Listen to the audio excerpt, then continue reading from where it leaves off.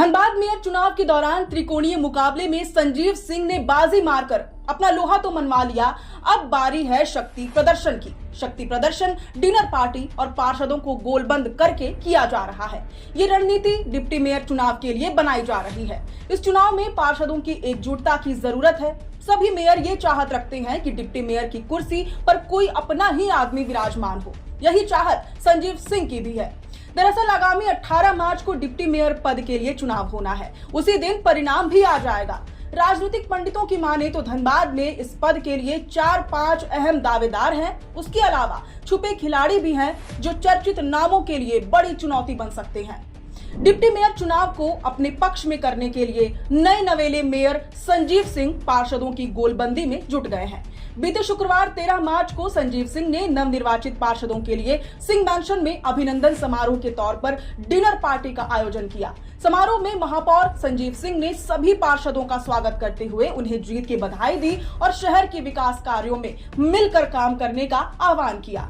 इस dinner party में तकरीबन 45 पार्षद जुटे थे।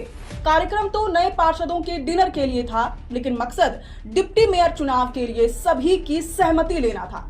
सियासी जानकारों की माने तो डिनर पार्टी के बहाने डिप्टी मेयर चुनाव के लिए पार्षदों की गोलबंदी की गई। मीडिया रिपोर्ट्स के अनुसार इस दौरान कई पार्षदों ने डिप्टी मेयर पद के लिए अरुण चौहान के नाम का प्रस्ताव रखा, जिस पर मौजूद पार्षदों ने समर्थन भी जताया। मेयर संजीव सिंह ने पार्षदों को आश्वस्त करते हुए कहा कि वे सभी की भावनाओं और इच्छाओं का सम्मान करेंगे। उन्होंने कहा कि पार्षद जिस उम्मीदवार को डिप्टी मेयर के रूप में देखेंगे, चुनेंगे, उन्हें उनका पूरा समर्थन और विश्वास प्राप्त होगा। दरअसल धनबाद डिप्टी मेयर की रेस में वार्ड नंबर 7 के पार्षद और डिप्टी मेयर उम्मीदवार अरुण चौहान सबसे आगे चल रहे हैं। अरुण चौहान संजीव सिंह की भी पहली पसंद है। डिप्टी मेयर चुनाव में उन्हें जिताने के लिए संजीव सिंह सियासी दांवपेच खेल रहे हैं। हर दिन बदलते समीकरण के बीच एक मंच पर पार्षदों को खड़ा कर मेयर संजीव सिंह ने संदेश दिया कि मेयर के बाद डिप्टी मेयर चुनाव में उनका ही दबदबा रहेगा। हालांकि डिप्टी मेयर पद की ये लड़ाई इतनी सीधी नहीं है। उन्हें टक्कर देने के लिए और भी उम्मीदवार मैदान में है। डिप्टी मेयर की दौड़ में महिला प्रतिनिधित्व का मुद्दा भी जोर पकड़ने लगा है। वार्ड संख्या 33 की पार्षद मेनका सिंह को अरुण चौहान की सबसे नजदीकी प्रतिद्वंदी के रूप में देखा जा रहा है। संजीव सिंह से पहले मेनका सिंह ने भी अपनी ताकत का प्रदर्शन उसी स्टाइल में किया। मेनका सिंह ने 2 दर्जन से ज्यादा पार्षदों के साथ बैठक कर नई हलचल पैदा कर दी। मेनका ने 2 दिन पहले धनबाद के बैंक मोड़ स्थित एक होटल में नवनियुक्त पार्षदों के लिए अभिनंदन समारोह आयोजित किया था। समारोह में लगभग 25 पार्षद या उनके प्रतिनिधि शरीक हुए थे। इस दौरान मेनका ने आधी आबादी के समर्थन का दावा किया।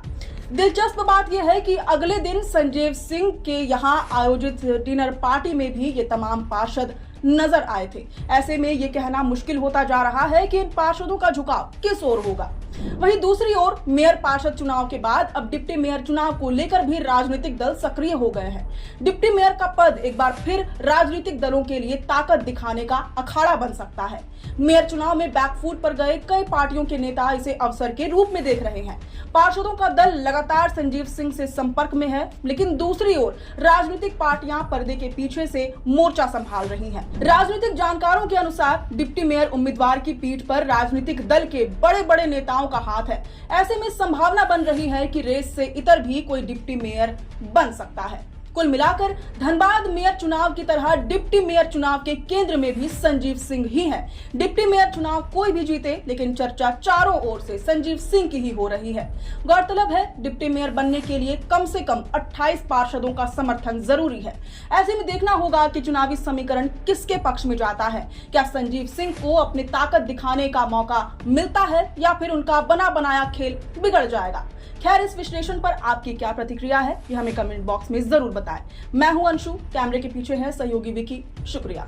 किसान साथियों, कम लागत में भरपूर उत्पादन के लिए बुआई या रोपाई से पहले इफ्को नैनो डीएपी से बीज और पौध का शोधन जरूर करें। गेहूं, मक्का जैसी फसलों के लिए 1 किलो बीज को 5 ml नैनो डीएपी से उपचारित करें। रोपाई वाली फसलों की पौध को 1 लीटर पानी में 5 ml नैनो डीएपी से जड़ शोधन करें। आलू, गन्ने के लिए 15 लीटर की टंकी में 75 ml नैनो डीएपी मिलाकर बीज शोधन करें। नैनो डीएपी की ताकत से लहलहा उठेंगी फसलें।